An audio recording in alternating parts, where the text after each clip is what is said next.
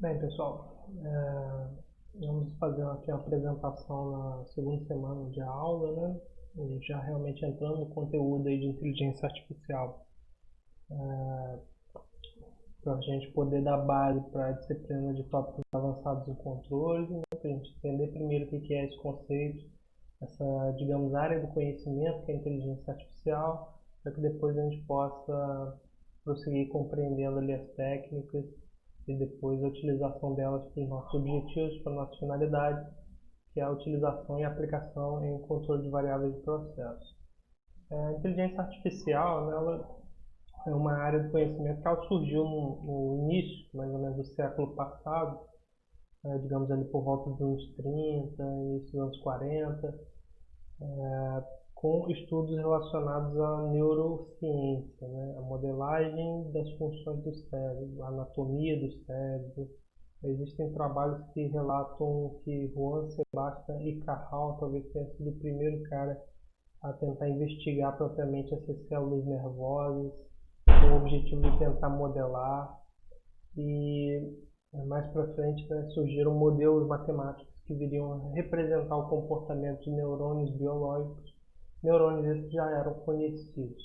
Mas o que é essa questão então da inteligência artificial? Você tem diversas áreas, né, que se misturam para formar a área da inteligência artificial. Existe também uma série de mitos e temas de filmes, literatura, aplicações práticas, ciência da computação, matemática, mistura de diversas áreas para poder formar essa área de conhecimento. Nós aqui estamos preocupados e interessados em um certo conjunto de técnicas que nós vamos chamar mais adiante de sistemas inteligentes, mas que esse termo surge depois do termo inteligência artificial. E a gente tentar entender então o que seria inteligência artificial. É importante a gente entender que esse termo ele não foi lançado no momento onde se criou a primeira estratégia técnica de inteligência artificial, mas sim ele foi um conceito que ele foi amadurecido e se alcançou depois que você já tinha uma série de iniciativas de pesquisa e de pequenas aplicações, pequenos estudos publicados dentro dessa área e por renovados pesquisadores de outras áreas, principalmente da matemática. Então, o que é hoje em dia esse conceito de inteligência artificial? Se trata da tentativa de fazer a máquina reproduzir características humanas, tais como soluções de problemas, lógica, métodos de raciocínio e pensamento, representação e processamento do conhecimento, tomada de decisão, aprendizagem, percepção e visão, compreensão de linguagem, emoções e julgamento de valor. Então a gente pode ver que são todas características e, digamos assim, recursos inerentes aos seres vivos, especificamente ao ser humano. Então foi a partir das células neurais humanas e dos seres vivos que se inspirou as células neurais artificiais para que se pudesse construir esse campo do conhecimento. E certas características do raciocínio humano que estão presentes sempre nos seres vivos, mas principalmente nos seres humanos, vão tentar ser emuladas em máquina pelos pesquisadores, e para isso eles têm que pensar em como implementar algoritmos que consigam reproduzir esse tipo de comportamento computacionalmente. Então, a inteligência artificial ela surgiu meio que da matemática, e depois ela foi caminhando para a ciência da computação e utilizando esse conceito de inteligência computacional para que ela pudesse ser materializada. Temos que pensar que, historicamente falando, a inteligência artificial, inclusive o termo, surgiu mesmo antes dos microcomputadores, né? Mesmo antes do computador. Os primeiros computadores datam aí da década de 60, né? Começando ali a miniaturizar mais para a década de 70, e a inteligência artificial ela já tinha suas bases lançadas antes disso, inclusive contando com cooperação de pesquisadores da área da computação, né? Essa área que era uma área emergente também na época. Se a gente pensar em termos de sistemas que podem ser implementados com capacidades de raciocínio baseadas no comportamento dos seres humanos, baseadas em características dos seres humanos e com determinadas finalidades, a gente pode chegar em um conjunto de situações de pesquisa que são problemas de interesse da área de pesquisa em inteligência artificial. São pesquisadores da área de inteligência artificial no mundo inteiro estão preocupados em tentar resolver problemas de busca através de certas estratégias de otimização, tentar resolver problemas de modelagem e representação do conhecimento de uma forma diferente da forma como os computadores, por exemplo, modelam, representam e processam o conhecimento, fazendo com que o computador consiga representar e processar, computar conhecimento que seja mais próximo da base de linguagem do ser humano. Tem a capacidade de reproduzir um certo processamento baseado em lógica, mas sendo uma lógica de processamento mais próxima do ser humano e não tanto uma lógica de processamento de máquina, né? Porque os computadores eles foram construídos por nós, seres humanos, para poder computar certas coisas, automatizar cálculos. E os computadores conseguem fazer muito bem aquilo que são programados para fazer, porque nós, seres humanos, conseguimos modelar muito bem e explicar para o computador como fazer, como resolver problemas de natureza lógica, aritmética, que não tem muitas contradições, que não tem muita imprecisão, que não tem muita subjetividade. Então a inteligência artificial quer fazer com que o computador ele seja dotado e capaz de resolver problemas que anteriormente somente humanos eram capazes de resolver.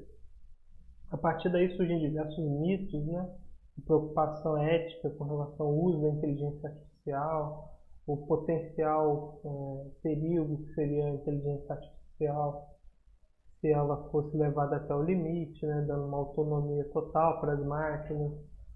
Inclusive isso foi tema de livros, né? E de séries de TV, de filmes de cinema, que mostravam a preocupação, a fobia dos seres humanos com relação à tecnologia, explicitada através de um cinema onde você tem lá ameaças de máquinas, né? Por exemplo, no filme Exterminador do Futuro, a franquia se baseia bastante nesse conceito, nessa premissa, mas nós vamos aqui focar em sistemas que utilizam inteligência artificial, algum tipo de característica do ser humano emulada para resolver problemas de engenharia.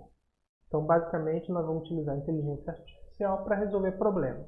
Nós utilizamos a máquina, o computador e recursos diversos para resolver problemas de engenharia. Agora nós vamos acrescentar essa característica do ser humano para tentar potencializar essas nossas ferramentas de resolução de problemas. Dentre os temas que foram apresentados aí, a lógica, né, e a computação simbólica também fazem parte dos problemas de pesquisa dos pesquisadores da inteligência artificial. Mas aí, se a gente pensar em diversos aspectos que tentam hoje em dia as pesquisas implementarem com aplicações práticas, né, o conceito de aprendizagem é um conceito inato aos seres vivos. O ser vivo ele evolui aprendendo, ele melhora aprendendo, e aprender é um mecanismo importante para que ele possa sobreviver, se adaptar, interagir com o mundo. Então esse processo de aprendizagem, né, para nós seres vivos, eles já foram tentados ser explicados por diversos pesquisadores. Ninguém consegue chegar a uma conclusão exata, né, para dar aquela resposta de como os seres humanos, os seres vivos aprendem, mas a gente avançou muito no último século aí, em pesquisas nessa área, inclusive dando base para pesquisa na área de ensino, de aprendizagem de seres humanos. Mas esse conhecimento lá no início da computação e no início da inteligência artificial bebeu da fonte de certo padrão de entendimento da aprendizagem dos seres humanos, dos seres vivos, que é numa visão mais comportamentalista. Essa visão comportamentalista ela é baseada na concepção que é a seguinte: o indivíduo ele aprende por estímulo e por resposta, uma associação de estímulo com resposta. Ele precisa de um estímulo de entrada para poder usar uma resposta de saída. Eu não me preocupo tanto com o que acontece aqui no interior. E eu vou condicionando esse padrão de comportamento observável para poder fazer com que ele reproduza esse padrão de comportamento com êxito. E aí eu posso dizer que ele aprendeu. Então, reprodução com êxito era um objetivo, uma compreensão de aprendizagem na época em que estava surgindo a inteligência artificial, as primeiras redes neurais, etc. Existem outros aspectos também importantes que foram sendo desenvolvidos ao longo do tempo. Eu falei agora um pouco sobre solução de problemas da engenharia, mas solução de problemas de diversas áreas, né, com auxílio da inteligência artificial, são sem dúvida um campo de aplicação. Um outro aspecto importante também são os chamados sistemas especialistas, sistemas KBS, né? Knowledge Based Systems. O que seria isso? Sistemas baseados no conhecimento de algum especialista sobre um determinado campo de domínio, determinado conhecimento que esse indivíduo possui a respeito de algo. Então, se nós imaginarmos, por exemplo, um médico possui bastante conhecimento a respeito de uma especialidade médica. Se ele tiver o conhecimento dele modelado e implementado computacionalmente em um sistema computacional, esse médico especialista poderia ser substituído por uma máquina especialista naquela especialidade médica. Se pensarmos aí na questão do nível de automação desse tipo de coisa, a gente pode enfrentar num determinado momento um certo dilema ético. Por exemplo, é no nosso interesse deixar que as máquinas realmente façam todo o percurso que um especialista consegue fazer? A quem nós vamos responsabilizar em caso de falhas de máquinas especialistas? Então, esse é um ponto de reflexão já há muito tempo, e é por isso que o nível de inteligência artificial muitas das vezes está na auxiliando a tomada de decisão, lidando com informação, lidando com dados, mas não necessariamente atuando e se responsabilizando pela ação. Então, isso é um aspecto muito importante do porquê que hoje em dia a gente ainda não tem computadores usando inteligência artificial e transitando e interagindo com o mundo livremente, se deslocando. Tecnologicamente falando, nós já conseguiríamos fazer isso, mas eticamente falando, existem muitos pontos ainda da gente definir, né? Protocolos, regras e etc. Um outro aspecto também é a questão do nível de processamento de informação em máquinas. As máquinas elas são programadas por nós humanos para processar informação que esteja num nível de complexidade e abstração bem baixo, a chamada linguagem de máquina. Trabalha ali próximo dos bits, zeros e uns lógicos que vocês devem ter visto nas disciplinas de computação e de sistemas digitais do curso de vocês. E depois naquelas instruções programadas em microprocessadores e microcontroladores através de linguagem estruturada. Mas a linguagem que os seres humanos resolvem problemas não é a linguagem de máquina. Então nós estamos subindo o nível de abstração e aumentando camadas e camadas de software para poder aproximar mais a linguagem de máquina da linguagem do ser humano. E se nós trabalhássemos em camadas mais alto nível ainda, com autonomia, com capacidade de criação de código que não tenha sido previamente programado, e aí nós entramos no aspecto da programação automática, nós poderíamos dar um nível de autonomia para o sistema de inteligência artificial nunca antes visto, né? Hoje em dia você já tem sistemas que aprendem sozinhos, né? Um tipo de aprendizado que é o aprendizado por reforço, foi criado mais ou menos na década de 70 e é utilizado hoje em dia como base do Deep Learning, que é uma aprendizagem profunda, que é a base para algoritmos computacionais aí, de empresas como a DeepMind, que é da Google. Elas conseguem ter resultados aí com redes neurais artificiais aprendendo sozinha a resolver problemas como, por exemplo, jogos computacionais, jogos digitais. Já estão tentando levar isso para o mundo da gastronomia, para que você tenha ali robôs especialistas em preparar receitas com base em manipuladores robóticos.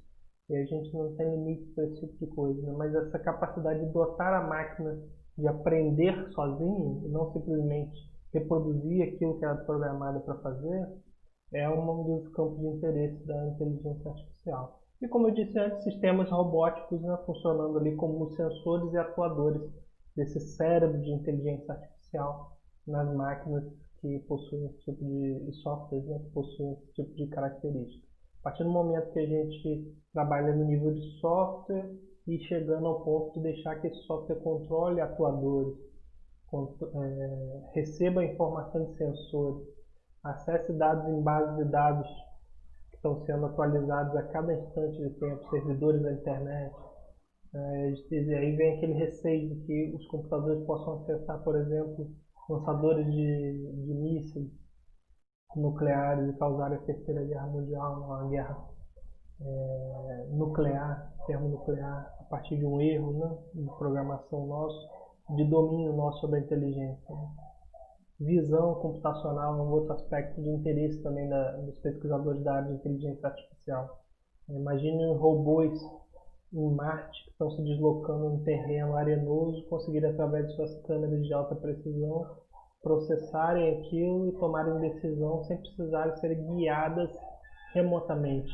Então você tem ali uma rede neural artificial reconhecendo um certo padrão e generalizando o tipo de ação que tem que ser tomada nos atuadores desse robô móvel para que ele não caia no precipício, para que ele não fique agarrado numa duna, em um solo que nunca foi pisado por seres humanos, por exemplo, que é o solo de Marte. Muito interessante pensar isso. Estratégias de busca, que é um campo da área de pesquisa da inteligência artificial, e aí envolve a questão de busca usando grafos, busca usando métodos heurísticos, tudo isso está envolvido com mecanismos e algoritmos de otimização. O que é essa ideia de otimização? O tempo todo nós temos que ler a realidade e tomar decisões. Nem sempre nossas decisões são as melhores possíveis, mas se nós buscamos com que elas sejam a melhor possível, nós estamos ali tomando decisões e maximizando algum tipo de critério a partir da avaliação de algum tipo de função de desempenho ou minimizando algum tipo de critério. Em suma, maximizar ou minimizar um critério a partir da escolha dos valores para as variáveis de decisão, sujeito a restrições, caracteriza um problema de otimização. E problemas de otimização têm sido problemas de interesse da área de pesquisa da ciência há muitos anos, porque isso se aplica a todo tipo de área, questões econômicas, questões de saúde, recursos escassos, tecnologia, engenharia de todo tipo. E exemplos de aplicações, por exemplo, podemos tratar a logística, você fazer um maior número de entregas, por exemplo, de uma transportadora com o menor número de caminhões, o menor consumo de combustível, o menor número de quilômetros rodados, maximizando a área coberta. Então tudo isso trata de um problema de decisão extremamente complexo que nós utilizamos métodos matemáticos e computacionais para resolver isso. E quando a gente dá aquela pitadinha da inteligência artificial nisso, a gente potencializa os resultados desse tipo de coisa. Existe também, por exemplo, o tráfego de dados na internet, através de roteadores, servidores, como fazer isso de uma maneira otimizada, com o menor número de colisões, com o menor tempo de retardo entre a informação ser enviada e ser recebida. Em termos de internet, a velocidade é tudo, tempo é dinheiro. Então, isso é um campo de pesquisa muito interessante, onde a inteligência artificial tem sido utilizada. Sistemas que são baseados em regra não são chamados sistemas especialistas. Você tem a figura do engenheiro do conhecimento, a ideia de você pegar o conhecimento desse engenheiro e compor uma base de conhecimento, que seria uma base ali de regras do tipo se, então, se uma determinada condição é satisfeita, então tome uma determinada ação, e você programar isso por uma infinidade de situações de entrada e saída, e substituir o especialista humano por um especialista em máquina. Então, essas aplicações aí são diversas. A gente pode aplicar isso no diagnóstico médico, falhas em sistemas e máquinas elétricas ou mecânicas. A gente pensar, por exemplo, nosso mecânico resolve bem problemas de mecânica de automóveis, mas se eu tiver um sistema especialista que consiga, através ali de um sensor, detectar o nível de ruído e ele poder automaticamente dizer qual é o problema que tem ali, o problema na suspensão, na ponteira do lado esquerdo do automóvel, próximo ao farol esquerdo.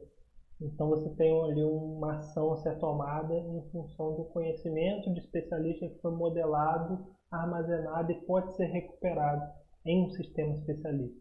Os sistemas especialistas, historicamente, eles surgiram na década de 60, 70, quando a computação estava disponível para para a comunidade de pesquisa, para as grandes indústrias e sendo utilizado para controlar sistemas produtivos também.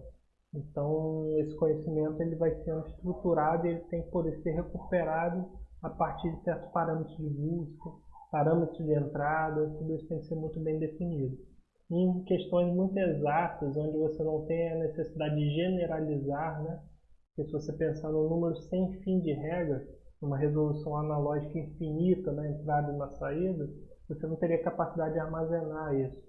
Mas você trabalhando com generalização, com redes neurais, ou trabalhando com sistemas especialistas para problemas de natureza discreta, que não teria essa infinidade de possibilidades de entrada e saída, mas sim uma quantidade específica de entradas e saídas possíveis, estados possíveis de entrada e saída, o número de regras também seria possível de ser armazenado em memória, recuperado e etc. Existem sistemas baseados em regras que são chamados sistemas RBC, que é o sistema de raciocínio baseado em casos, que eles te permitem, à medida que novos casos vão surgindo, você atualizar essa base de regras, essa base de dados de casos armazenados, para que o sistema fique cada vez mais completo, mais robusto a novas situações. Isso também é uma questão de pesquisa muito interessante.